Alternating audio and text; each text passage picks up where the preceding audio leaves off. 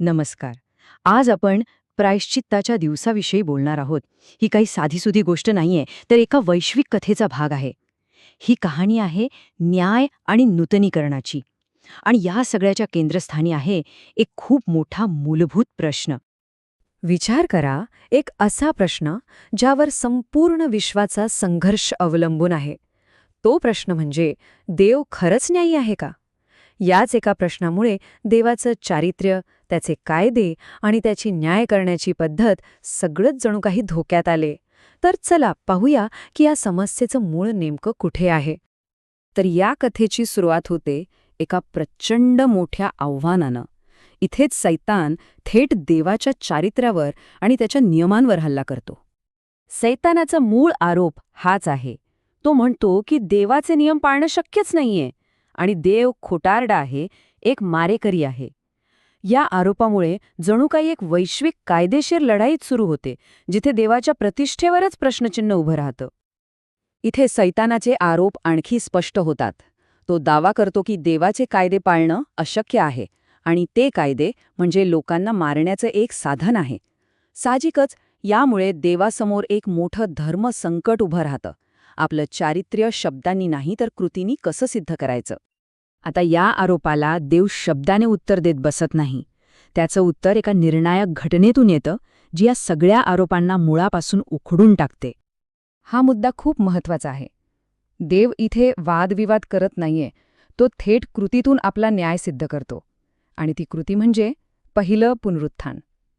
ही एक अशी घटना आहे जिथे त्याचे विश्वासू साक्षीदार मृत्यूवरच विजय मिळवतात. आणि यातून देवाचा न्याय कसा सिद्ध होतो हे अगदी स्पष्ट दिसतं. बघा, हुतात्मे मरणापर्यंत आज्ञा पाळतात आणि मग त्यांच्या पुनरुत्थानाने हे सिद्ध होतं की देवाच्या आज्ञा जीवनाकडे नेतात, मृत्यूकडे नाही. ह्या एका घटनेमुळे सैतानाचा संपूर्ण युक्तिवादच कोसळून पडतो. त्याचा मूळ आरोपच खोटा ठरतो. इथे आपल्याला थेट फरक दिसतो.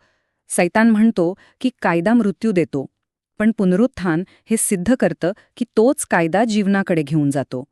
खरं तर हा या कथेतील एक निर्णायक क्षण आहे, जिथे देवाचं चारित्र्य निर्विवादपणे सिद्ध होतं. आता देवाचा न्याय सिद्ध झालाय, त्यामुळे पुढचा टप्पा अगदी स्वाभाविक आहे. संपूर्ण सृष्टीची शुद्धी आणि मग न्यायनिवाडा. चला बघूया ही प्रक्रिया कशी पुढे जाते. या प्रक्रियेला म्हणतात प्रायश्चित. आता प्रायश्चित म्हणजे केवळ क्षमा करणं नाही, तर पापाला आणि त्याच्या प्रभावाला मुळापासून नष्ट करणं. ही प्रक्रिया 2 भागांमध्ये काम करते. ही एक दुहेरी प्रक्रिया आहे. बघा, एकीकडे जे पश्चाताप करतात त्यांच्यातून पाप करण्याची शक्यताच काढून टाकली जाते, त्यांची इच्छाशक्ती परिपूर्ण केली जाते. आणि दुसरीकडे जे लोक पाप सोडायला तयारच नाहीत त्यांनाच सृष्टीतून कायमचं काढून टाकलं जातं. या अंतिम न्यायनिवाड्याचा एक स्पष्ट क्रम आहे. सगळ्यात आधी 7वी तुतारी वाजते, पुनरुत्थान होतं. मग येतात 7 पिढा. त्यानंतर दुष्टांच्या सैन्याचा पराभव होतो आणि शेवटी या सगळ्या आरोपांच्या मुख्य स्रोताला म्हणजे सैतानाला बांधलं जातं. आणि ह्या ज्या 7 पिढा आहेत त्या म्हणजे ज्यांनी हुतात्म्यांचा छळ केला आणि त्यांना मारलं त्यांच्यासाठी असलेला न्याय आहे. हे म्हणजे जसं आपण म्हणतो ना, जसे करावे तसे भरावे, त्याचंच एक वैश्विक रूप आहे. ठीक आहे, पण न्यायनिवाडा पूर्ण झाल्यावर काय होतं? तर प्रायश्चित्ताच्या दिवसाचा अंतिम परिणाम म्हणजे एक संपूर्णपणे नवीन आणि शुद्ध सुरुवात. पापाने डागाळलेली ही जुनी पृथ्वी आणि जुनं आकाश अग्नीने शुद्ध केलं जातं. जे काही जुनं आणि अपूर्ण आहे ते सगळं नाहीसं होतं, जेणेकरून नवीन आणि परिपूर्ण गोष्टीसाठी जागा तयार होईल. हे किती शक्तिशाली वचन आहे. एक अशी दुनिया जिथे जुन्या दुःखांची आणि पापांची आठवणसुद्धा राहणार नाही. एक पूर्णपणे नवीन, ताजी सुरुवात. ह्या नवीन जगात, ज्याला 1000 वर्षांचं राज्य म्हटलंय, तिथे दुःख, मृत्यू किंवा वेदना असं काहीच असणार नाही. लोक शांततेत, समाधानाने आणि दीर्घायुष्य होऊन जगतील. आणि एवढंच नाही तर निसर्गाचे नियमसुद्धा बदलतील. हे चित्र किती सुंदर आहे नाही का? हिंसक प्राणीसुद्धा एकमेकांसोबत अगदी शांततेत राहतील. हे त्या नवीन जगात नांदणाऱ्या खोल शांतीचं आणि सुसंवादाचं प्रतीक आहे.